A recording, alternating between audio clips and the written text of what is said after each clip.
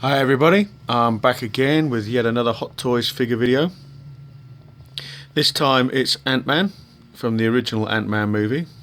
This is not the Civil War version. I'm not getting the Civil War version purely because I prefer the look of this suit, and the helmet on this figure is much better, in my opinion anyway, than the newer version. This is the latest figure that I've got come through. The next figure that's coming on its way is going to be the new Nick Fury, so expect a video on that soon. I am trying to catch up on all the figures that I haven't done yet on video. I've got about 5 or 6 that I haven't videoed yet, so stay tuned for those at a later date. So all I'm going to do with this video is give you a look around the figure and its accessories, which we will start with now. First of all is the Ant-Man base. Can't quite pick out the writing on there because it's quite bright here today, but it's very similar to the Avengers type stands with the crutch grabber, which is okay for these sort of poses but not for extreme poses. Over here we have the batteries. These are for the light up mask, which I'm not going to show. If you want to see that, there's a few other people out there who have done videos on this figure. You'll be able to see it on there. And mainly because it's a pain in the arse to get the batteries into the helmet. You've got spare wrist pegs, which you get with all Hot Toys figures now, just in case they break. You've got 8 interchangeable hands, the 2 that are on the figure, which you'll see later. You also have this hand, which is obviously used for pressing the button for shrinking him and bringing him back to normal size again. As with all Hot Toys figures, really nice detailing on the paintwork.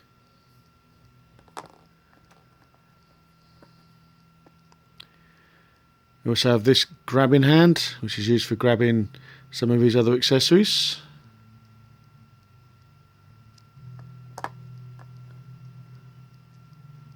Open palmed hand.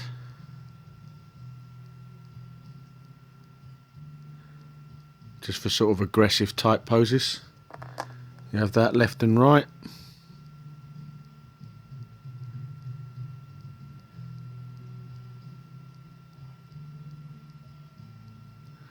And finally, just a normal sort of relaxed type hand. Maybe for the running poses. I'll have to check the box, but I think there is a the opposite hand in this as well for pressing the button. I think I've left it in the box. I'll have to check on that later. You also get these 2 discs. This one's got the blue button. This is obviously for what he throws and for sort of shrinking and enlarging things. And there's the red button version. These are all plastic. You have 2 of these detonators. Oh, pick it up. Now when I opened the box at first I thought, oh, there's a magnet on there, that'd be able to stick on his belt, but it isn't. It is all plastic. So you can't put these on the figure other than in his hand. It would have been nice if they'd maybe put a little magnet on there and magnetise his belt so you could put it on his belt, but never mind. That's just something Hot Toys have missed. And you get this little guy, which is a miniaturised version. Quite nice detail as well for a very small little miniature figure. When you see my update video, which will be coming sometime next month, I will have this with another figure, probably standing on their shoulder or something like that. So he will be displayed in the cabinet, and he comes with this little base that if you want to sort of freestand him, you can. And as I said, the other accessories are his fisted hands, which I've got on the figure here. And also, hopefully, if I can get one out, you have to put these in the figure. You've got two red. Oh, let's get it. You have two red ones. Come on, focus. There we go. And two blue ones.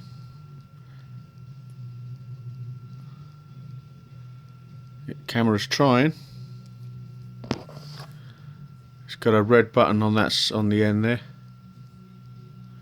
On one end, blank on the other. And they just push quite tight, but into this little slot here on his belt. So that's the only accessories you get. He has got a face sculpt under there, and if I zoom in here, you can see through the visors, you can actually see his eyes. It's the visor part that lights up. It lights up red, obviously. That is the only light up feature on this figure.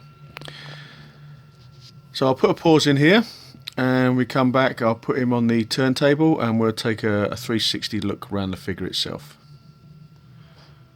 Okay, I've just had a quick look in the box, and there is definitely only one of these hands, which I thought was a bit strange. I thought they could have done with one, a left hand one as well, but there is only one.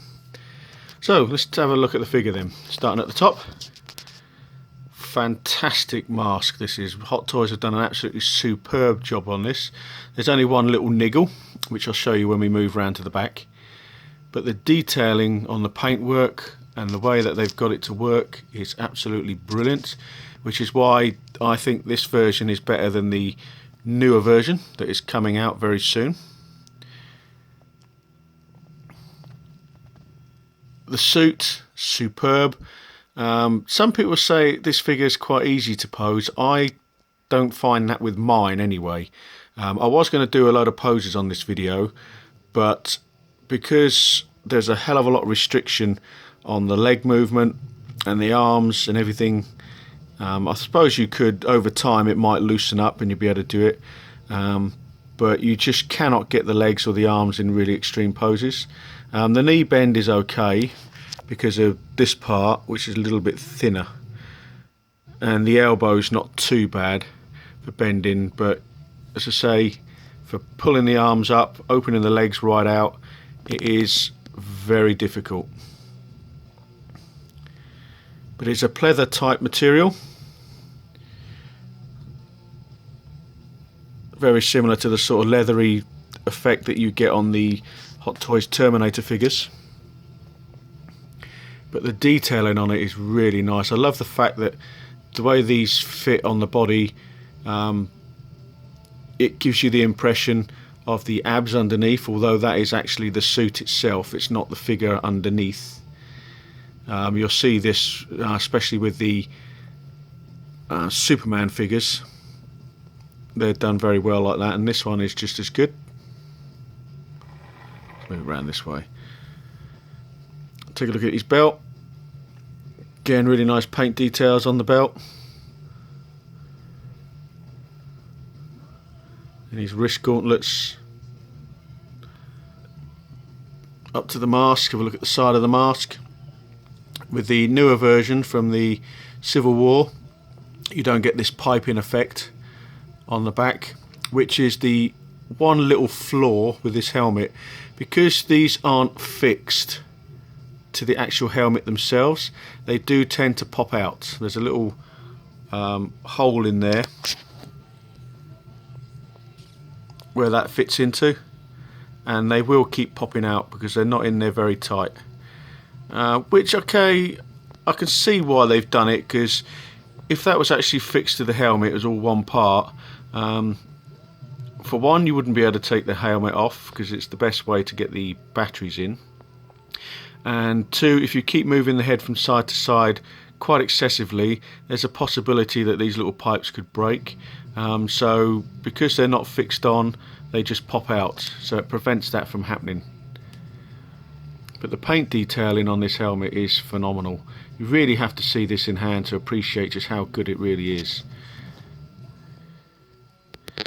This is definitely, apart from articulation, one of the really top-notch figures that Hot Toys have done. Just look at the detailing on that clothing. Really great stuff. Has a type of, there is a little bit of weathering type effect on it. There's my flash gone off.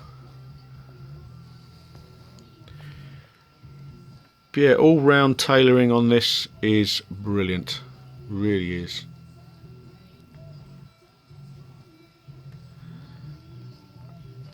So what we'll do now is I'll take the mask off.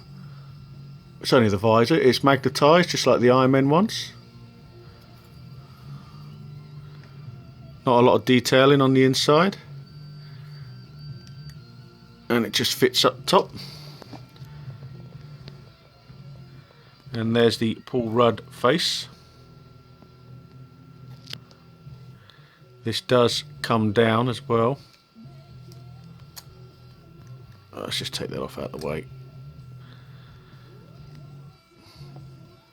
This part here on the side, as you can see here, it slips out a little bit so that can pull away from the face, and you can move it up and down, and then when you get it in the right position you push it back in so the actual mouth guard covers the nose and the mouth. It's delicate though, so do be careful with it. It's not as delicate as the Catwoman figure with the goggles on that. They were breaking all the time. But that is a really nice likeness to Paul Rudd, although you can't really see the full face. Great paint apps. I might get the separate head sculpt that's coming with the Civil War version, because I believe you can take the head off of this. I'm not going to try, but I think you can. But I'm going to have that as just for display purposes really. Probably put it down on his base.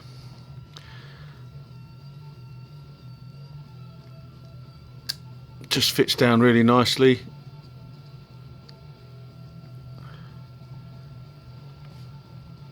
But yeah, this mask is brilliant. It really is cool looking mask.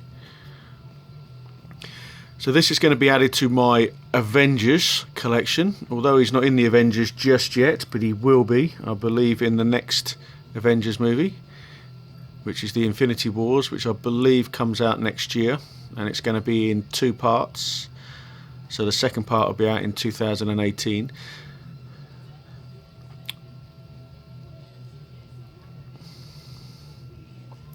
But this figure is well worth getting. If you're an Ant-Man fan, or if you're just a completist and you want to keep getting your Marvel, this is definitely a must-have figure. Obviously, not having the new version in hand, it's not a definitive answer with which one should you go for, this one or that one, but from the pictures that I've seen, and I've seen the movie as well, this for me is the better looking suit of the two. And this is the one that I will stick with. So I'm definitely not going to get the other one. I don't want 2 Ant-Men. Be interesting to see if they bring out the new Spider-Man version, because that looks really cool as well. I've only got my black suited Spider-Man left in my collection, so I do need a red and blue version. But yeah, there you go, there's Ant-Man. Hopefully you like what you see. If you haven't got this figure and you're thinking about it, hopefully this video will help you along the way to deciding whether you want to buy him or not. Just give you another 360. I love the way as well that the black sort of what's the word I'm looking for, melts into the red as well. You can see that all round the outsides of where the black touches.